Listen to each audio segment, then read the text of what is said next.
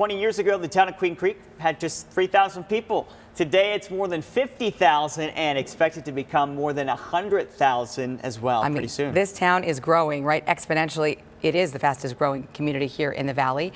So a lot of people are left to wonder if it needs its own police department. Our Carla Navarrete is digging deeper into this, and she is live in that part of the Valley this morning. Yeah, and I'll tell you, Kaylee, it's that steady growth that this town has seen over the last couple of decades that has them considering getting their own police department. Now, that's just one of the options, but one of the biggest perks in having its own police department is that direct line of accountability. Two-way roads and four-way stops are more and more becoming a thing of the past for the town of Queen Creek. We're growing at about 6 to 9% annually. At last count, 52,000 people called Queen Creek home, a much different number than decades ago. And that growth is the reason why last March, town manager John Cross was tasked with finding options for a law enforcement plan.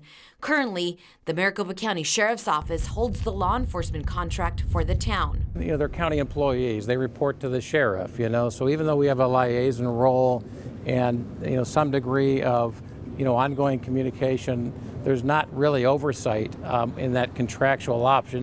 The three options for council to vote on include 1. Extending the contract with MCSO, 2. Contracting with an adjacent city such as Mesa or Gilbert, or 3. Creating their own police department, much like they did in 2008 with the fire department. Right now, we're getting a lot of very strong interest into the transitioning towards a new police department. A new police department would include a $7 million startup cost that would, over an 18-month period, bring on board 56 sworn police officers and 3 civilians. With all three options, the cost would not affect its residents with either property or sales tax.